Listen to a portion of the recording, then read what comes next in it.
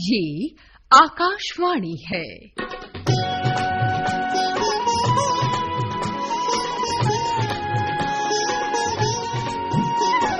कुदरत के संग मनमानी अब और न होने देना है। मानवता को आए दिन अब और न रोने देना है। कहीं देर न हो जाए। प्रस्तुत है आकाशवाणी और विज्ञान प्रसार के संयुक्त प्रयास से तैयार विज्ञान धारावाहिक कहीं देर न हो जाए की 7वीं कड़ी, सुनामी विध्वंसकारी लहरें। कुदरत के संग मनमानी। अरे हाँ, जल्दी मैंने नहीं किया। मैम आ गई। जल्दी बंद। बच्चों, एक आपके लिए न्यूज है। आपको पता है, इस साल भी हम अध्ययन भ्रमण यानी स्टडी टूर के लिए जाएंगे।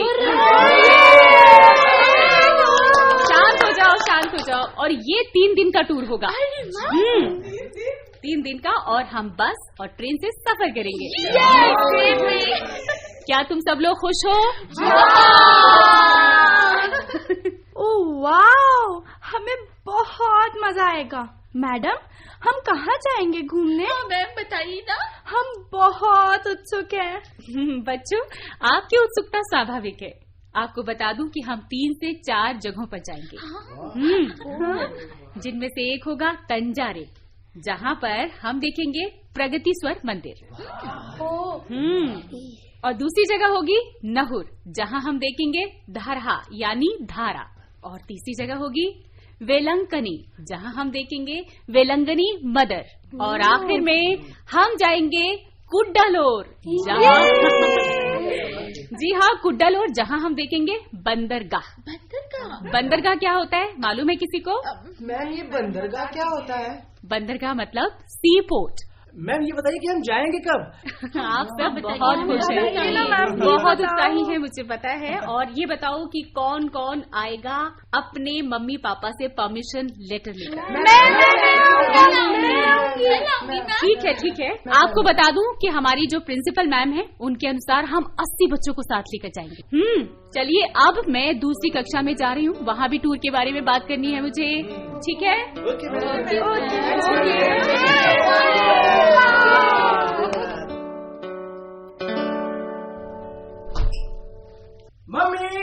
मम्मी कहाँ हो? मम्मी पता है, हमारा स्कूल स्टडी टूर पर जा रहा है। मम्मी, सारे दोस्तों ने अपने नाम दे दिए। मम्मी मुझे भी जाना है। मम्मी, मैं भी जाऊंगा। मम्मी, जाने दोगी ना मुझे? बताओ ना। Study tour? हाँ मम्मी। कौन कौन जा रहा है? मेरे सभी दोस्त जा रहे हैं मम्मी। मुझे इसमें कोई परेशानी नहीं है बेटा। क्या किसी बात के लिए मैंने तुम्हें मना किया है? बेटे, लेकिन तुम्हारे पापा से पहले पूछ लो। माँ बेटे में क्या बात हो रही है? लो, तुम्हारे पापा भी आ गए, अब उन्हीं से बात कर लो। बेटा, बड़े खुश नजर आ रहे हो। क्या किसी प्रतियोगिता में तुम्हें पहला पुरस्कार मिला है? नहीं, ऐसा नहीं है, अभी कोई पुरस्कार भी नहीं मिला। इस दौरान इसकी कोई प्रतियोगिता भी नहीं हुई। ये तो इसके स्कूल के टूर पर जाने की बात कर रहा है। अच्छा पापा, ये टूर तटीय क्षेत्रों जैसे तंजौर, नागौर, नागपट्टिनम और कुडालोर जैसे क्षेत्रों का है।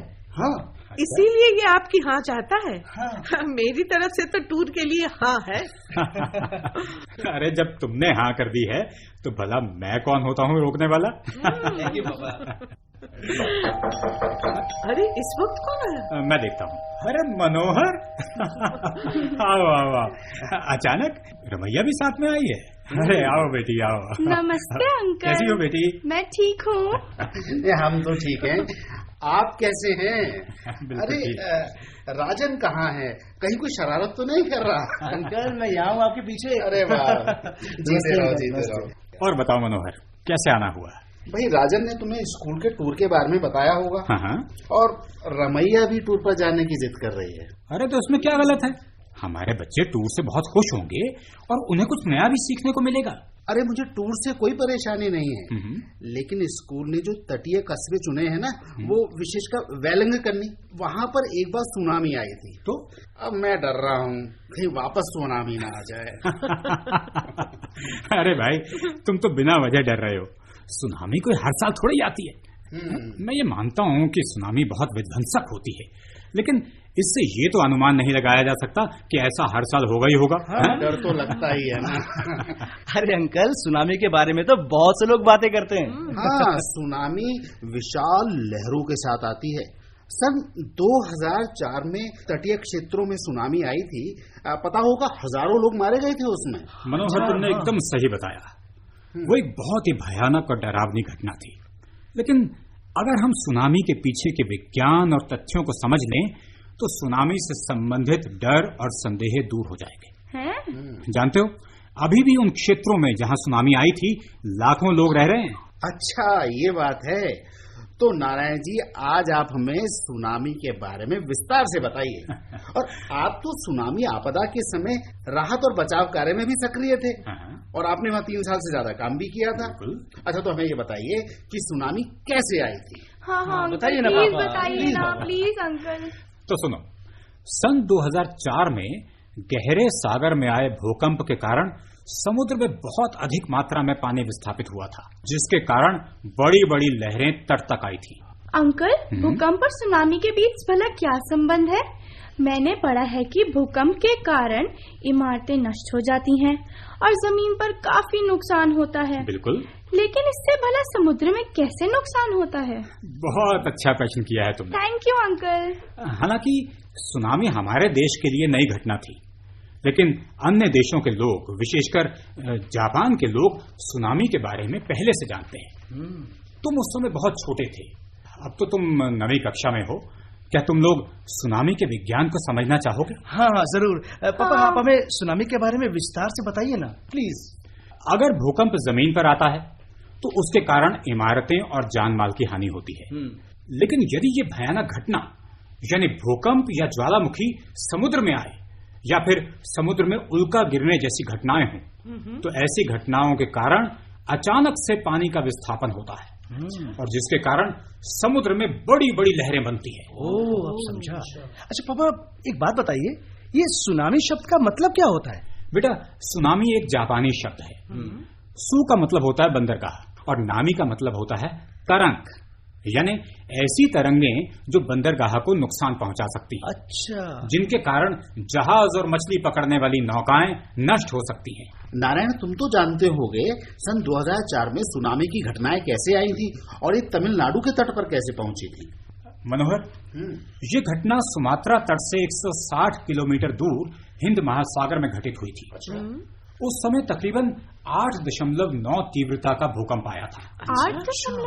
हाँ, जिसके कारण गहरे समुद्र से पानी की 10 मीटर ऊंची लहरें करीब 1000 किलोमीटर तक विस्तारित हुई। जिससे समुद्र से ऊंची लहरें बहुत अधिक बल से 700 किलोमीटर प्रति घंटे की गति से तट की ओर बढ़ी थी। तट के समीप पहुंचने वाली लहरों की ऊंचाई 10 से 20 मीटर थी। अच्छा। जानते हो, ये भूकंप हिरोशिमा पर गिराए गए एटम बम की तुलना में तकरीबन 20,000 गुना प्रबल था। 20,000 गुना? क्या सुनामी के आने का कोई निर्धारित समय होता है? अरे नहीं, ये पूर्व निर्धारित या मानसून जैसी कोई नियमित घटना नहीं है। लेकिन मनोहर, इसका ये मतलब नहीं है कि तुम सुनामी से डर जाओ और बच्चों को टूर पर मत भेजो। भाई नारायण, तुम्हारी बातें सुनने के बाद अब मुझे समझ में आ गया और अब मैं अपनी बिटिया को स्कूल टूर पर भेजने को तैयार हूँ। वाह वाह, ये तो अच्छी बात है कि हम अपने बच्चों को तटीय क्षेत्रों में टूर पर भेज रहे हैं। लेकिन भाभी जी, ऐसे कई अभिभावक हैं जो सुनामी के नाम से डर जाते हैं। इसलिए एक काम करते हैं, स्कूल की प्रिंसिपल मैम से रिक्वेस्ट करते हैं कि वो हम पेरेंट्स की मीटिंग बुलाएं और हमें सुनामी के बारे में बताएं। कम से कम हमारा डर तो दूर होगा। ये तो बहुत ही अच्छा विचार है।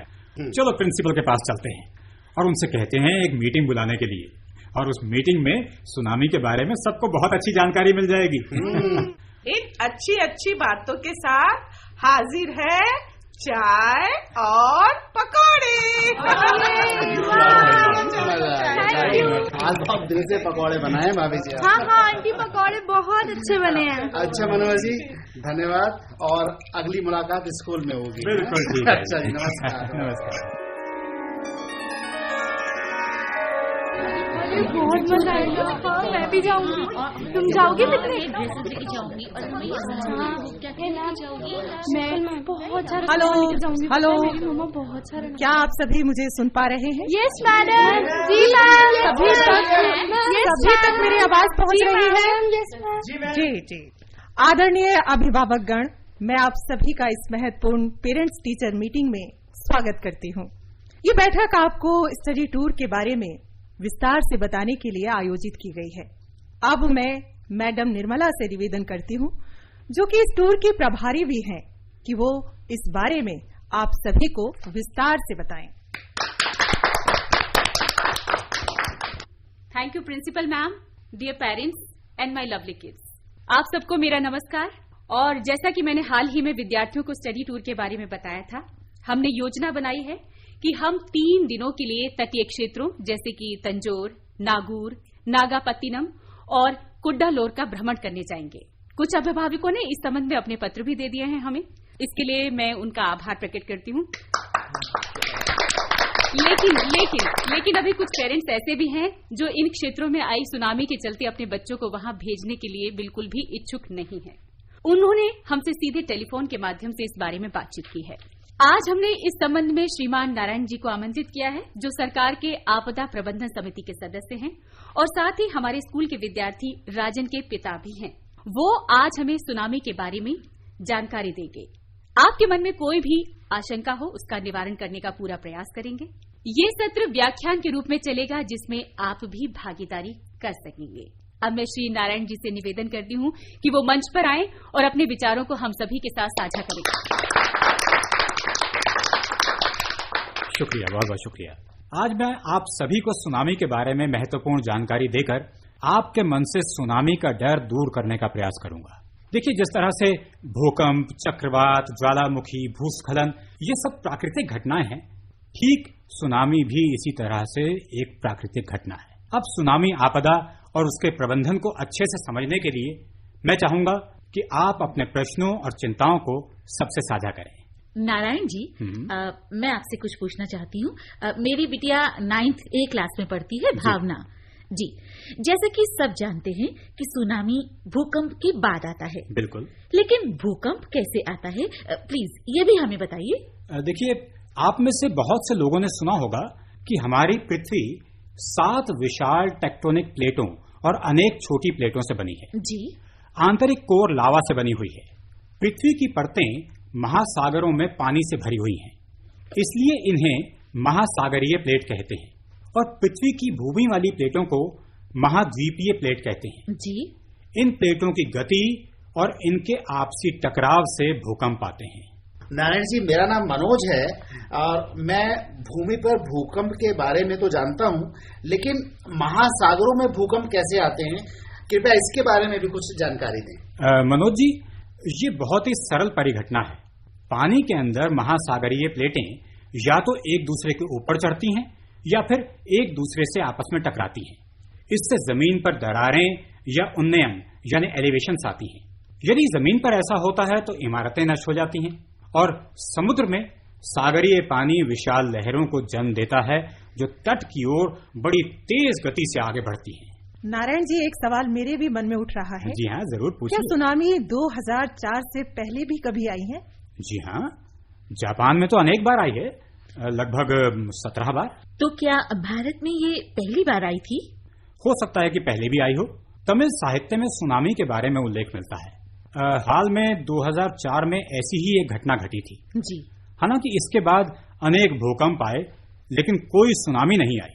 समुद्र के अंदर आने वाले सभी भूकंपों से सुनामी नहीं आती। क्या आप भारत में सुनामी के खतरे वाले क्षेत्रों के बारे में भी बताएंगे? जी हाँ, जरूर, क्यों नहीं। देखिए, भारत की तटीय रेखा लगभग 6000 किलोमीटर लंबी है जी।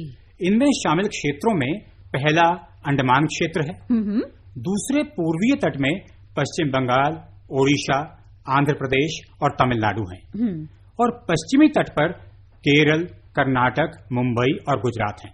इन क्षेत्रों के ये सभी तटीय क्षेत्र सुनामी प्रभावित यानी सुनामी प्रोन क्षेत्र कहलाते हैं। जी। क्या हम सुनामी के आने से पहले इसके संकेतों को समझ सकते हैं? जी हाँ, बिल्कुल। देखिए, कुछ संकेत तो हम समुद्र में देख सकते हैं। जी। सबसे पहले समुद्र का पानी तट से दूर जाता है, फिर समुद्र का पानी पीछे हटता है, समुद्र शांत हो सकता है और कुछ स्थानों पर समुद्र सूख जाता है। हम देख सकते हैं कि समुद्री जीव अचानक से ऊपर आ जाते हैं। तो ऐसे में हमें क्या करना चाहिए? इन संकेतों को देखकर हमें उन क्षेत्रों से दूर चले जाना चाहिए, ऊंचे क्षेत्रों की तरफ। कम से कम 1 किलोमीटर दूर किसी सुरक्षित स्थान पर पहुंच जाना चाहिए जितनी जल्दी हो सके, क्योंकि सुनामी लहरें विशाल लहरें होती हैं जो बाढ़ के पानी की तरह तेजी से आगे बढ़ती हैं। इन लहरों को समुद्र के मध्य में नहीं देखा जा सकता, केवल तटों के समीप ये बहुत विशाल और विध्वंसक हो जाती हैं और एक के बाद एक आ सकती हैं। हम लोगों को इसकी चेतावनी कैसे दे सकते हैं? देखिए, सन 1940 में पहले सुनामी चेतावनी केंद्र की स्थापना की गई थी। सन 1964 में अलास्का में भूकंप के आने के बाद इस चेतावनी केंद्र में सुधार किया गया। ये केंद्र 26 देशों को चेतावनी देता है। अच्छा, 26 देशों को? ये भूकंप की प्रबलता, लहरों की प्रबलता, तट तक पहुंचने का समय और लहरों की दिशा से संबंधित सूचना देता है। चेतावनी को बाद में सरकार द्वारा मीडिया और अन्य स्रोतों की मदद से प्रसारित किया जाता है और साथ ही आपदा प्रबंधन के सभी क्षेत्रों को सतर्क कर दिया जाता है। सर, क्या हमारे देश में कोई सुनामी चेतावनी केंद्र भी है? देखिए, इसके बारे में मैं आपको बताऊंगा, लेकिन पहले आप अपना नाम तो बताइए। जी सर, मेरा नाम है अनुप्रिया। जी, अनुप्रिया जी, हमारे देश में जो चेतावनी केंद्र है उसको इनकॉइस कहते हैं जी, जो कि हिंद महासागर में सन 1999 से कार्यरत है। इसमें भूकंप संवेदक, समुद्री सतही निगरानी और गहरे सागर संवेदकों को स्थापित किया गया है और इनको कंप्यूटर और संचार सिस्टम से जोड़ दिया गया है। सन 2009 में इसे उन्नत करके सुनामी अर्ली वार्निंग सिस्टम यानी TEWS का नाम दिया गया। नारायण जी, जब से 2004 में 26 दिसंबर को सुनामी आई थी, तब से लोग हर 26 दिसंबर को डरे से रहते हैं। देखिए, सबसे पहले हमें दहशत को बाहर निकालना है। सन 1883 के बाद 2004 में सुनामी हिंद महासागर में आई। समुद्र के अंदर आने वाले सभी भूकंप सुनामी उत्पन्न नहीं करते, ये मैंने अभी अभी आपको बताया था। 7 से अधिक परिमाण वाले भूकंप ही सुनामी उत्पन्न करते हैं और सुनामी इसकी गहराई पर भी निर्भर करती है। बड़ी बड़ी लहरें तो पूर्णिमा और अमावस्या को भी आती हैं। अच्छा, लेकिन ये लहरें सुनामी नहीं होती हैं। अच्छा, क्या तारों और ग्रहों के साथ इनका कोई संबंध होता है क्या? सुनामी का किसी विशेष समय, घटना, तिथि या तारों या ग्रहों की स्थिति से कोई संबंध नहीं होता। अच्छा, विज्ञान एवं प्रौद्योगिकी द्वारा इसका पूर्वानुमान लगाकर शीघ्र ही जनता को इसकी सूचना दी जाती है। प्रशांत महासागर में अनेक ऐसे देश हैं जो भूकंप और सुनामी के जोखिम वाले क्षेत्र में आते हैं और इन क्षेत्रों को अग्निवलय या रिंग ऑफ फायर के नाम से जाना जाता है। यहाँ एक बात मैं आप सबसे कहना चाहूंगा, खास तौर पे बच्चों के जो माता पिता यहाँ पर मौजूद हैं उनसे, कि इन आंकड़ों को सुनने के बाद ऐसा ना हो कि आप अपने बच्चों को स्कूल के टूर पर ना भेजें, उन्हें जरूर भेजिएगा वहाँ पर। बिल्कुल ठीक कहा आपने नारायण जी, जो कि आज हमारे विशिष्ट मेहमान और अभिभावक भी हैं, और साथ ही साथ मैं धन्यवाद करना चाहती हूँ रमा शर्मा जी का भी। नारायण जी ने सुनामी के विज्ञान को आज हमें बहुत अच्छे से समझाया और हमारे मन से सुनामी के डर को निकालने के लिए अपने स्तर पर पूरा प्रयास किया है। आपका बहुत बहुत धन्यवाद सर। और आप सभी अभिभावकों और यहाँ उपस्थित सभी विद्यालय परिसर परिवार का मैं बहुत बहुत आभार प्रकट करती हूँ। आप सभी का यहाँ इकट्ठा होने के लिए, उपस्थित होने के लिए बहुत बहुत धन्यवाद।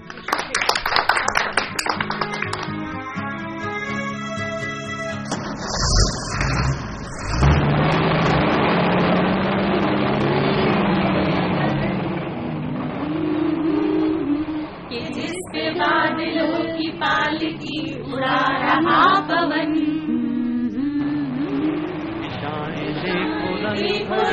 भरी, चमक रही उमंग भरी, ये किसने फूल फूल में किया श्रृंगार है, ये कौन चित्रकार है, ये कौन चित्रकार है, ये कौन चित्रकार है, ये कौन चित्रकार है। बच्चों, अब गाना बंद करो। बहुत खुश हो लिए, बहुत एंजॉय किया और आपको बता दूं कि अब हम सब लोग नागापट्टिनम पहुंच गए हैं।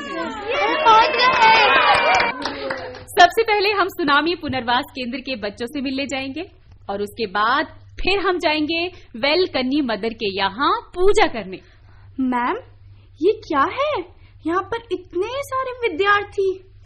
देखो रमैया, पिछली बार 2004 में आई सुनामी के कारण इससे प्रभावित क्षेत्रों को, जो सुमात्रा से लेकर दक्षिण अफ्रीका तक था, उसमें लगभग 2 लाख लोगों की मौत कुछ ही समय में हो गई थी। इंडोनेशिया में 1 लाख लोगों की और श्रीलंका में 30,000 लोगों की, और भारत की बात करूं तो लगभग 9,000 लोगों की मौत हुई थी, जिनमें से तमिलनाडु क्षेत्र की बात करें तो वहां करीबन 8,000 और इनमें से नागापट्टिनम क्षेत्र में ही करीबन 6,000 लोगों की मौत हुई थी। कितने सारे हैं। आपको पता है, पुनर्वास केंद्र ऐसे बच्चों का घर है जिन्होंने उस सुनामी की घटना के दौरान अपने माता पिता को खो दिया था। ये सुनामी प्रभावित बच्चों के लिए पुनर्वास केंद्र हैं। चलिए हम सब चलकर वहाँ उन बच्चों से मिलते हैं। मैम, मैंने सुना है कि सुनामी केवल इंसानों को ही प्रभावित करती है। ऐसा नहीं है रमन, केवल लोग ही नहीं बल्कि 5600 जानवर और नागापट्टिनम तट पर खड़ी मछली पकड़ने की लगभग 1000 नाव, 4000 कटरमैन और 1200 नाव नष्ट हो गई थी इस सुनामी के दौरान। और आपको बताऊं कि समुद्र का पानी जमीन की ओर करीबन 2 किलोमीटर अंदर आ गया था। और खेती की करीबन 2000 हेक्टेयर जमीन इससे प्रभावित होकर खारी हो गई थी। और ऐसी स्थिति चेन्नई से लेकर कन्याकुमारी और केरल के तटीय हिस्सों में भी देखी गई थी। मैम, मैंने सुना है कि रामेश्वरम और तिरुचेंदुर इससे प्रभावित नहीं हुए थे।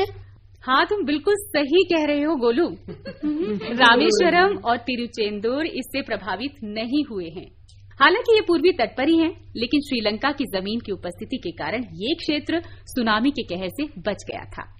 लेकिन श्रीलंका के उत्तरी और पूर्वी तट बहुत अधिक प्रभावित हुए थे।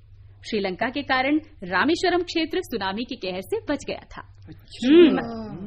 मैम, क्या सुनामी से स्कूल, घर, छात्रावास और ऑफिस भी प्रभावित हुए थे? बिल्कुल हुए थे, निश्चित तौर पर। इनका प्रभाव दूरी, ऊंचाई और समुद्र से ऊंचाई, नदियों और नदी मुहानों पर निर्भर करता है। अच्छा। नदी मुहानों पर उपस्थित पौधों को मैंग्रोव यानी गरान वनस्पति कहते हैं। मैम, नदियाँ और मैंग्रोव वनस्पति किस प्रकार सुनामी के प्रभाव को कम करते हैं? बहुत सही प्रश्न किया तुमने। देखो, जब समुद्री तरंगे बहुत अधिक मात्रा में पानी तट पर लाती हैं और यदि वहां पर नदी का मुहाना चौड़ा हो तो समुद्र का पानी उस स्थान से बहुत दबाव के कारण नदी के अंदर चला जाता है। समुद्र का पानी नदी की धारा में ऊपर की ओर जाकर मानवीय बसावट तक भी पहुंच जाता है। मैंग्रोव वनस्पति सुनामी, ज्वारीय के प्रभाव को कम कर देती है और इसी कारण मैंग्रोव वनस्पति क्षेत्र में ज्वार का प्रभाव भी बहुत कम देखा जाता है। इसी कारण मैंग्रोव वनस्पति क्षेत्र में ज्वार का प्रभाव भी बहुत कम देखा जाता है। बिल्कुल, तो ये था मैंग्रोव का कमाल। मैम, हमें ऐसे पर्यटन स्थल पर क्या सावधानी रखनी चाहिए? बहुत अच्छा प्रश्न किया है रमन तुमने। मैं बताना चाहती हूँ कि हमें होटल का स्थान और होटल में चेतावनी व्यवस्था सहित बचाव मार्ग, राहत और आपातकालीन योजना पर भी ध्यान देना चाहिए। सबसे बड़े संकट में कौन लोग होते हैं? गोलू, वैसे तो संकट में सारे ही होते हैं और ये तुम्हारा प्रश्न बहुत प्रासंगिक प्रश्न है। ऐसे लोग जो समुद्र तट के समीप रहते हैं, अधिकतर जैसे कि मछली पकड़ने वाले मछुआरे, और साथ ही साथ इस व्यवसाय में लगे वो लोग जो तट के समीप रहते हैं, वो भी सुनामी से सबसे अधिक प्रभावित होते हैं। और उनके घर क्षतिग्रस्त हो सकते हैं और उनके सामान पानी में बह सकते हैं और हो सकता है कि उनके घर पूरी तरह से उजड़ जाएं। या फिर कुछ दिनों बाद गिर भी जाएं, ऐसा भी हो सकता है। और या ऐसा भी हो सकता है कि वहां कोई जहरीला जानवर आ जाए, उनकी नावें गुम हो सकती हैं या क्षतिग्रस्त भी हो सकती हैं। और तो और उनका मछली पकड़ने का जो जाल होता है वो भी पूरी तरह से नष्ट और क्षतिग्रस्त हो सकता है। मैम, सुनामी के बाद की गतिविधियां कैसी होनी चाहिए? बिल्कुल बताती हूँ। देखो रमैया, सभी आपदाओं में यानी मुसीबतों में हमें बचाव, राहत, पुनर्वास और पुनर्निर्माण को चरणबद्ध तरीके से समझना होगा। सुनामी के संदर्भ में भी ये बातें लागू होती हैं। सबसे पहले हमें जीवित बचे व्यक्तियों को तत्काल सुरक्षित स्थानों पर ले जाना चाहिए, जहां हम उन्हें राहत दे सकें, जिसमें भोजन, आवास और दवा आदि शामिल है। और इसके बाद तात्कालिक तौर पर उन्हें मनोवैज्ञानिक परामर्श भी दिया जाना चाहिए। अच्छा। यदि उनके जान माल को नुकसान हुआ हो तो उसके बाद उन्हें तात्कालिक तौर पर मनोवैज्ञानिक परामर्श दिया जाना चाहिए। पुनर्वास का ये सबसे अहम हिस्सा होता है। सुनामी के बाद का दृश्य बहुत ही डरावना होता है। मैम, स्थानीय लोगों को आने वाली सुनामी के लिए किस प्रकार की तैयारियां करनी चाहिए? तुमने बहुत ही सही सवाल किया है रमैया। Thank you ma'am. और मैं सब बच्चों को बताना चाहती हूँ कि लोगों को बचाव मार्ग की जानकारी होने के साथ ही ऊंचाई वाली जगह के रास्ते भी पता होना चाहिए। पता है तुम सबको? हाँ जी। और साथ ही साथ हमें सड़कों पर इसके लिए संकेत भी लगाने चाहिए, जैसे संचार और अन्य प्रसारण चैनल है, उनको भी हमेशा तैयार रहना चाहिए इन परिस्थितियों से लड़ने के लिए। और इसी तरह ही हम अपना बचाव कर सकते हैं और सावधानियां बरत सकते हैं। तभी सब हम लोग होंगे कामयाब, होंगे कामयाब, हम होंगे कामयाब, हम होंगे कामयाब एक दिन। हो मन में है विश्वास, पूरा है विश्वास, हम होंगे कामयाब एक दिन।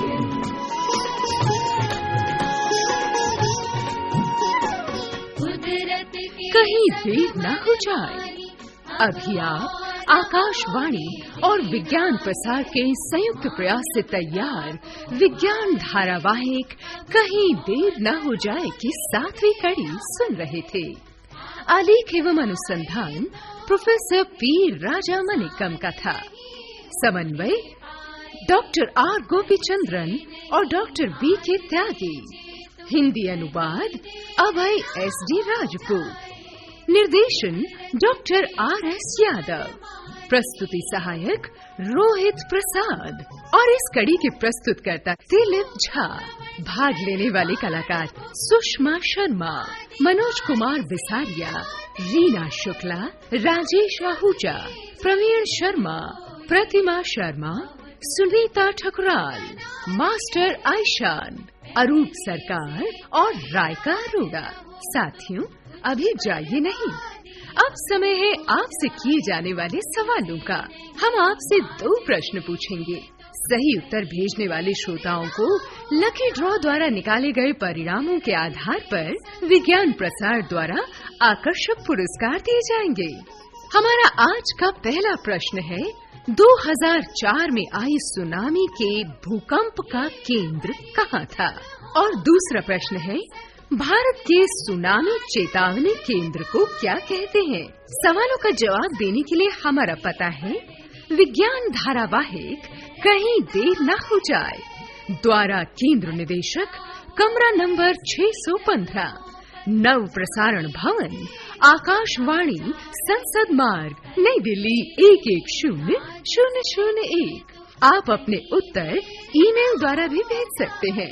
हमारा ईमेल आईडी है radio@vigyanprasar.gov.in। श्रोताओं, हमें इंतजार रहेगा आपके पत्रों का। जवाबों के साथ अपना पूरा नाम, पता, आयु और व्यवसाय जरूर लिखिए।